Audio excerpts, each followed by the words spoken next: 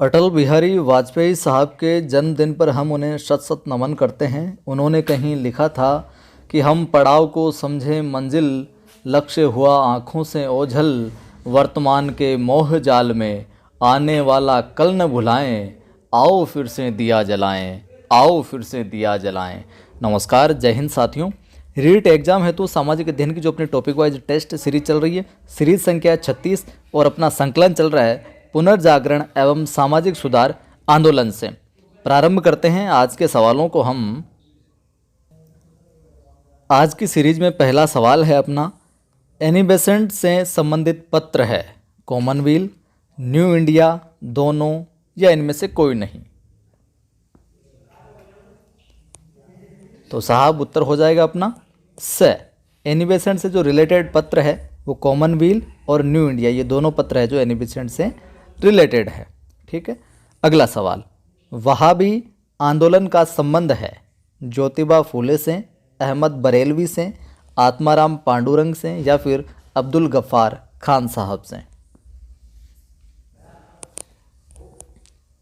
तो क्या उत्तर हो जाएगा? वहाबी आंदोलन का संबंध किससे है? ब अहमद बरेलवी साहब से हैं। और वीडियो को आपको लाइक कर देना, अभी आप लाइक करना भूल जाते हैं, और सभी साथियों को शेयर भी कर दीजिएगा ताकि उनकी भी मदद हो सके। अगला सवाल है, अलीगढ़ सुधार आंदोलन के प्रणेता थे अहमद खां, अहमद बरेलवी, देवेंद्र नाथ ठाकुर या इनमें से नहीं। क्या उत्तर होगा अपना? अलीगढ़ सुधार आंदोलन के प्रणेता कौन थे? अहमद खां थे प्रणेता। यहाँ पर यह उत्तर हो जाएगा। अगला सवाल, सन्यासी विद्रोह का उल्लेख मिलता है आनंद मठ में, न्यू इंडिया में, माझा प्रवास में, इनमें से कोई नहीं।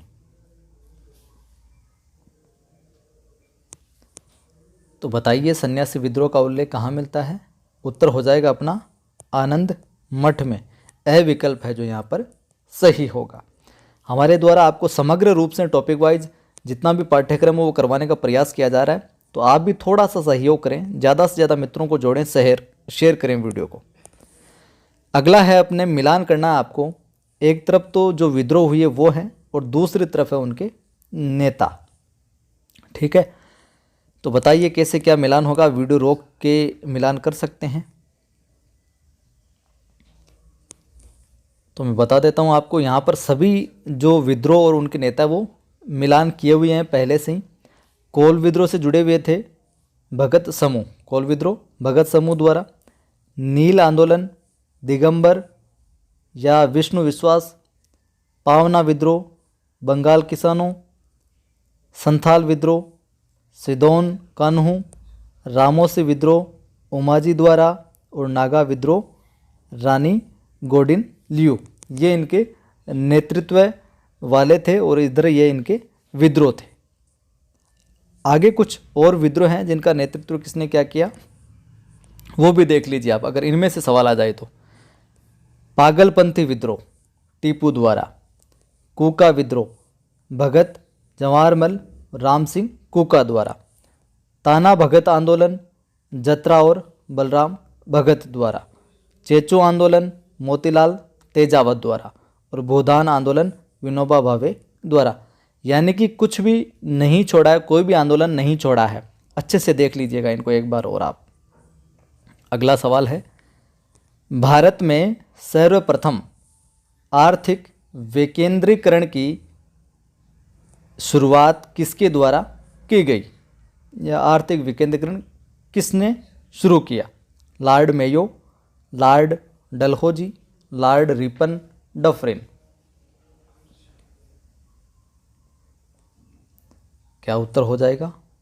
यहाँ पर उत्तर हो जाएगा लॉर्ड मेयो। लॉर्ड मेयो की हत्या कब हुई थी? क्या उत्तर होगा?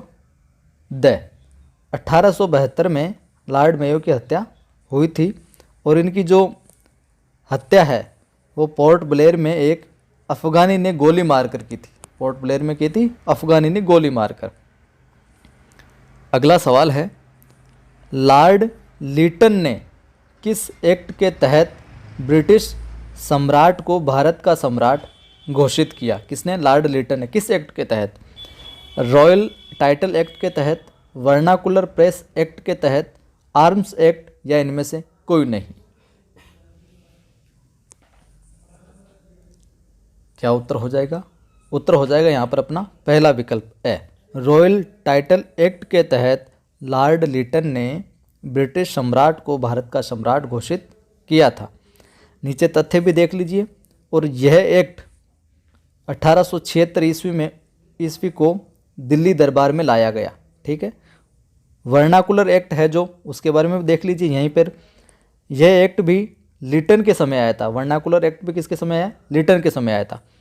इसमें समाचार पत्रों पर प्रतिबंध लगाया गया और इसके तहत ईश्वर चंद्र विद्यासागर के समाचार पत्र सोम प्रकाश पर प्रतिबंध लगाया गया। तो वर्नाकुलर एक्ट जो है किससे संबंधित था? प्रेस से संबंधित था।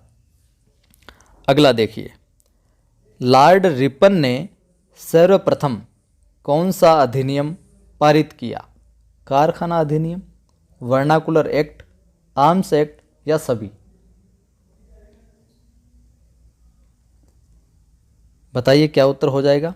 तो यहाँ पर उत्तर हो जाएगा अपना कारखाना अधिनियम, ए विकल्प। लॉर्ड रिपन ने सबसे पहले कारखाना अधिनियम है जो पारित किया था। और कारखाना अधिनियम 1881 ईस्वी में पारित हुआ। अगर सन पूछ लिया जाए कि कारखाना अधिनियम कब पारित हुआ, 1881 में हुआ था। और इसी काल में यानी कि 1881 को भारत की प्रथम जनगणना हुई थी। भारत की प्रथम जनगणना 1881 को। शैक्षणिक सुधार हेतु विलियम हंटर आयोग आया इसी समय। लॉर्ड रिपन के काल में 1882 में वर्नाकुलर प्रेस एक्ट समाप्त कर दिया गया। और ये प्रेस एक्ट जो था वर्नाकुलर, उसको 1882 में लॉर्ड रिपन के काल में फिनिश कर दिया गया था। आगे बढ़ते हैं। इत्मीनान से सुनिए, सारे सवाल जो खोपड़ी में यहीं बैठ जाएंगे। और चाहें तो आप एक बार दोबारा भी परीक्षा के समय इस वीडियो को देख सकते हैं। भारत की सत्ता विकेंद्रीकरण या भारत में सत्ता विकेंद्रीकरण करने वाला प्रथम गवर्नर जनरल था Lord Lytton, Lord Mayo, Lord Ripon, Dalhousie? बताइए क्या उत्तर हो जाएगा? उत्तर हो जाएगा यहाँ पर स, लॉर्ड रिपन। और लॉर्ड रिपन को स्थानीय स्वशासन का पिता या जनक भी कहा जाता है। किसको? लॉर्ड रिपन को। अगला सवाल, इल्बर्ट बिल का संबंध है लॉर्ड लिटन से, लॉर्ड मेयो से, लॉर्ड रिपन से, या फिर डलहौजी से? उत्तर हो जाएगा स, इल्बर्ट बिल का संबंध किससे? लॉर्ड रिपन से ही है। और इल्बर्ट बिल था क्या? आपको छठी सातवीं किताबों में पढ़ोगे तो उनमें भी इल्बर्ट बिल है जो मिल जाएगा, और गाइड में भी मिल जाएगा आपको। तो इल्बर्ट बिल क्या था कि यूरोपियों के विरुद्ध भारतीय न्यायाधीशों द्वारा मुकदमे की सुनवाई के लिए जारी किया गया था। यूरोपियों के विरुद्ध भारतीय जो न्यायाधीश थे कि वो भी मुकदमे की सुनवाई कर सकते हैं, इसमें यह था। लेकिन यूरोप वासियों के प्रबल विरोध के कारण इसे वापस लेना पड़ा। यूरोप वासियों ने विरोध के साथ ये भारतीय न्यायाधीश हमारे खिलाफ क्या सुनवाई करेंगे। और ये क्या था? इल्बर्ट बिल था। और इस बिल के विरुद्ध हुआ विद्रोह श्वेत विद्रोह कहा जाता है। इस बिल के विरुद्ध जो विद्रोह हुआ उसे क्या कहा जाता है? श्वेत विद्रोह कहा जाता है। अगला देखिए, कांग्रेस शब्द का प्रयोग सबसे पहले किस कंट्री में हुआ? किस देश में हुआ? Japan, Italy, America, Bharat? तो किस कंट्री में हुआ? उत्तर हो जाएगा स, अमेरिका में। भारत में कांग्रेस का नाम किसने दिया? या भारत में कांग्रेस नाम किसने दिया? जवाहरलाल नेहरू, दादा भाई नौरोजी, लाल बहादुर शास्त्री, महात्मा गांधी?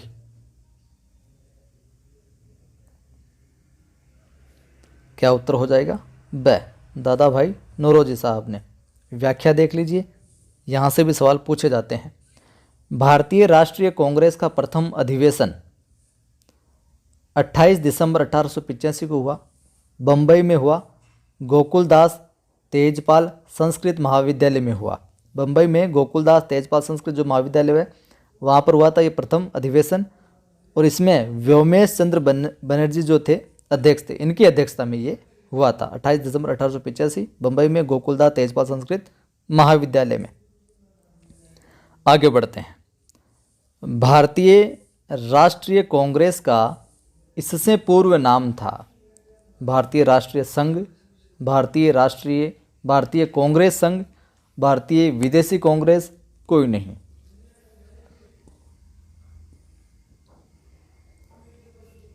क्या उत्तर हो जाएगा? ए। इससे पहले क्या नाम था? भारतीय राष्ट्रीय संघ है जो नाम था, और यह नाम दादा भाई नौरोजी के सुझाव के बाद ही बदला गया था। सवालों को देखकर आपको अंदाज हो गया होगा कि कितनी मेहनत की जा रही है। तो मेहनत का प्रतिफल हमें केवल इतना ही चाहिए कि आप सहयोग करें, ज़्यादा से ज़्यादा वीडियो को शेयर करके और साथियों को जोड़कर। अगला सवाल है, भारतीय राष्ट्रीय कांग्रेस के प्रथम अधिवेशन में कितने सदस्यों ने भाग लिया था? 82, 62, 92, 72। तो क्या उत्तर हो जाएगा यहाँ पर? 72। जो भारतीय राष्ट्रीय कांग्रेस का पहला अधिवेशन हुआ था उसमें कितने सदस्यों ने भाग लिया? 72 ने भाग लिया था, याद रखिएगा। और प्रथम जो सचिव हैं A.O. ह्यूम थे। प्रथम सचिव की बात आए तो A.O. ह्यूम थे, और 1906 तक यही रहे। कब तक? 1906 तक। अगला सवाल देखिए, भारतीय राष्ट्रीय कांग्रेस के कलकत्ता अधिवेशन में कब हुआ था? 1920 में। किसे अध्यक्ष बनाया गया? कलकत्ता अधिवेशन जो हुआ था उसमें किसे अध्यक्ष है जो बनाया गया? लाला लाजपत राय, विपिन चंद्र पाल, दिनसा वाचा या फिरोज मेहता?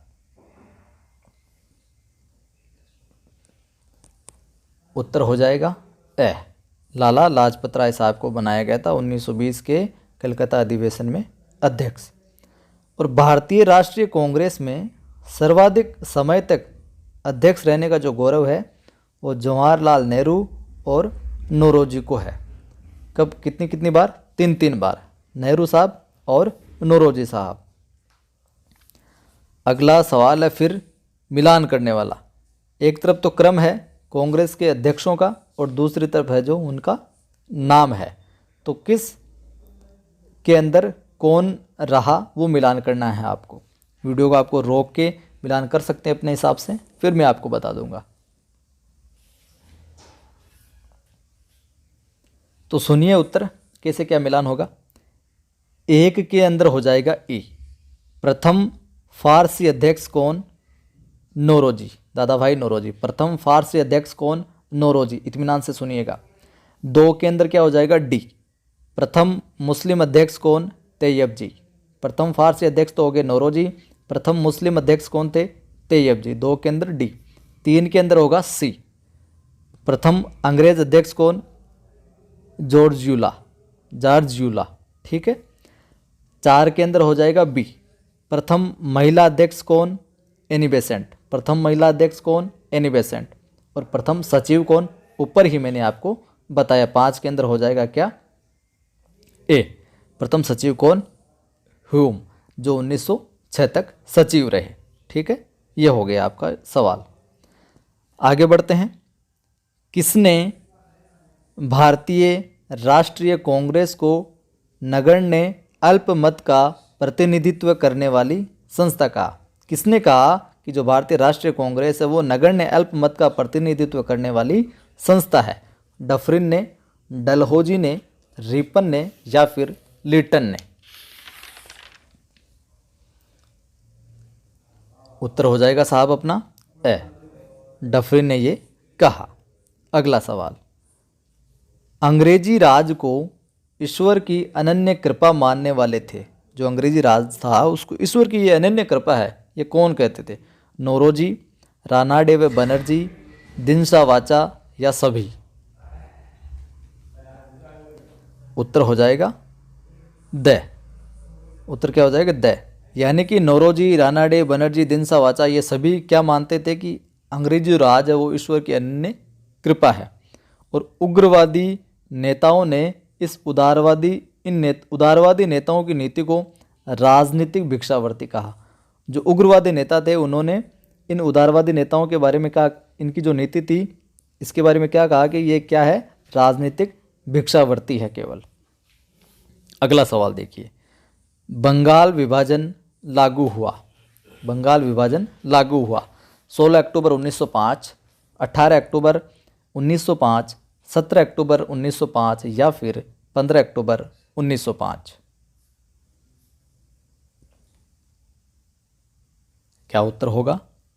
उत्तर हो जाएगा यहाँ पर अपना ए, 16 अक्टूबर 1905 को बंगाल विभाजन है जो लागू हुआ और इसके विरोध में बंगाल में राष्ट्रीय शोक दिवस के रूप में मनाया गया। इस दिन को क्या राष्ट्रीय शोक दिवस के रूप में मनाया गया, इसके विरोध में बंगाल में। अगला सवाल, किसने मुसलमानों को अपनी चहेती पत्नी के रूप में उल्लेखित किया था? किसने मुसलमानों को अपनी चहेती पत्नी के रूप में उल्लेखित किया था? कर्जन, रिपन, बेमफाइल्ड, फुलर या फिर डफरिन? किसने किया था? स, बेमफाइल्ड, फुलर ने। अगला और आखिरी सवाल आज की इस सीरीज का, बंगाल विभाजन किसके द्वारा रद्द किया गया? कर्जन के द्वारा, रिपन के द्वारा, डफरिन के द्वारा या फिर हार्डिंग के द्वारा? बंगाल विभाजन को किसने रद्द किया? इस सवाल का उत्तर आप कमेंट करके बताना, नहीं आता तो ढूंढ कर बताना, फिर भी नहीं आता तो कल की सीरीज में आपको मैं बता दूंगा। और साथियों, हमारा ये प्रयास रहता है कि कोई भी सवाल है जो गलत ना बताएं, आपको किसी सवाल में त्रुटि ना हो। फिर भी कभी कभार भूलवश हो जाती है त्रुटि, तो आपको ज्ञात हो तो आप अवगत करवा दिया करें या फिर हम आपको अगली सीरीज में उसके बारे में बता देंगे। और 1911 में ये रद्द किया था, ये आपको मैं नोट में लिखा हुआ वो बता दूं मैं, और किसने किया था वो आप कमेंट करके बताना। लाइक नहीं किया वीडियो को तो लाइक कर दें, शेयर भी कर दें, और पहली बार देख रहे हैं तो आप सब्सक्राइब करके घंटे के निशान पर क्लिक कर लेना ताकि जो भी वीडियो डाला जाए उसकी सूचना, उसका नोटिफिकेशन आपको मिल जाए। फिर मिलते हैं।